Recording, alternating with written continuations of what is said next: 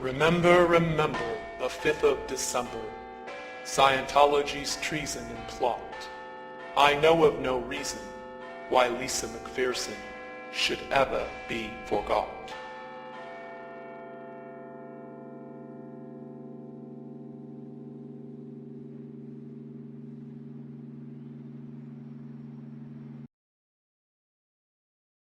You say the misuse, but I don't know if you're aware that there was a plan in 1955 in this country, Ted, to repeat what was done in Russia. There was going to be a Siberia, USA set up on 1 million acres in Alaska to send mental patients. They were going to lessen the commitment laws. You could basically get into an argument with somebody and be sent up there. This sounds very odd. Nobody's ever heard about it. That's in no small part thanks to the Church of Scientology. People say in the United States that these things can happen here. Mental screening that only took place in the old Soviet Union or communist Vietnam or those places. It's not true. I want to talk in some detail about the Citizens Commission for Human Rights, or the CCHR. The CCHR was created in 1969, founded by the Church of Scientology. If you were president, would you work to phase out the IRS? Immediately.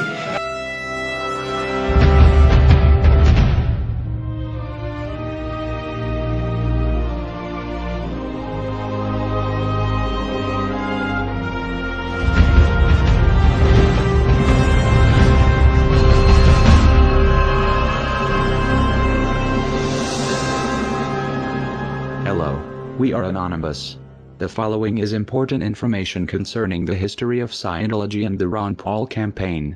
In a 2008 interview on Blog Talk Radio, a representative from Texas contacted Ron Paul with concerns about the Church of Scientology, specifically Scientology's tax-exempt status. Ron Paul's reply was read on the air.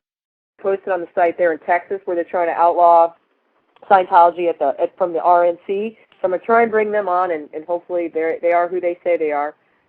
Well, I will tell you that there are multiple chairs from the precincts down there that do have the power to do that are in anonymous, so it could very well be. Yes. Hello? Yes. Is this Maybe? Yes, this is Maybe. Oh, good. I was the Galveston County delegate yesterday. Yes, that's great. Tell us about that. Yes. Well, I was brought in as a delegate under the Ron Paul people, and I'm one of 6 out of District 341, or Precinct 341, and I wrote a resolution out the day before the convention, and just proofread it, asked some people on my IRC if it was okay, and made some changes to it, and it got it worked out, and I submitted it yesterday, and after I had submitted it, they called for a vote, and every single person raised their hands, and it got passed. And it's going to appear, you can go to the website, it's called GalvestonCountyGOP.com, and I'm not sure when they're going to post the resolution on the website, but that's where they said they would be posted. And it's going to be resolution issue number 9, resolutions concerning religious issues, number 162. And it's going to say, be it resolved that the Church of Scientology in the state of Texas be officially regarded as a business and not as a religion. That's the only part of it they're going to be using. What do you think the chances are of getting that passed? And what will the ramifications actually be? The chances of it getting passed, it started out as it's a grassroots campaign, really. And a lot of people think it doesn't have much pull. But if we get enough people involved and enough words out, I think it can become an influential resolution that can be made into a law one day under the Republican Party. Well, God, if the Republicans are on this, man, I may have to change my vote. I'll tell you that. I actually sent Ron Paul an email, and he responded saying he did not support removing their tax-exempt status because he doesn't like taxes. And that's one reason Scientology loves Ron Paul so much, which is stupid. But that's bad. Well, who does like taxes? No one likes taxes, but that doesn't mean, a potential president can't see that a group is totally abusing our, establishment clause, and that's what really pisses me off. I mean, they should be allowed to have. shouldn't have a special privilege for one religion over another. Would you like me to read the email he sent to me? Sure, go ahead. Okay, this is from Dr. Ron Paul. Thank you for contacting my office. I am always happy when the people of 14th District of Texas take time to let me know where they stand on important issues facing the country. I understand your concerns about Scientology. However, I do not favor revoking Scientology's tax exemption because I oppose raising federal taxes on any group or individual, even when I disagree with elements of that group's political agenda. The precedent of tax-exempt revocation may someday be used to justify raising taxes on other tax-exempt groups, including religious organizations. Thanks for writing. Please do not hesitate to contact my office with any other questions, comments, or suggestions. Sincerely, Ron Paul. Well, don't you think then that if he was so opposed to revoking their tax-exempt status that he might be opposed to the fact that they can make claims on their religious education and have other people pay them back? I would assume. Yeah, that would be the point to make, I think, with him, is that, hey, you're actually paying them money.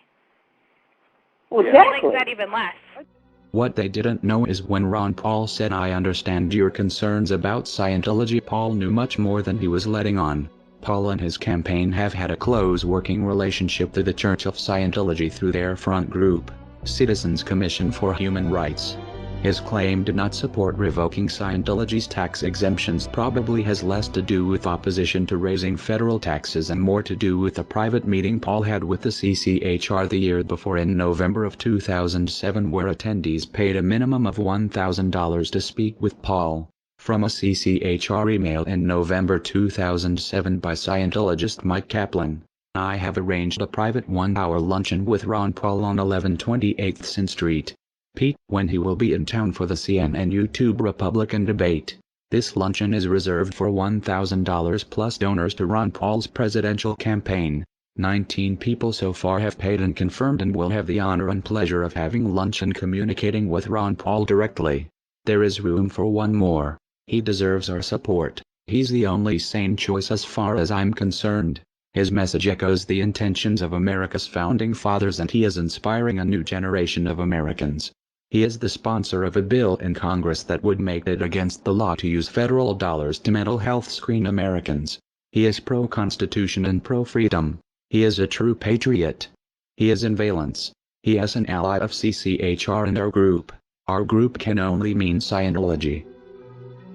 In another CCHR email written by Marla Filidet, a Scientologist and vice president of CCHR, she says, "All my peeps, this was sent to me by Ron Paul's right-hand man, who happens to be a very close friend of mine.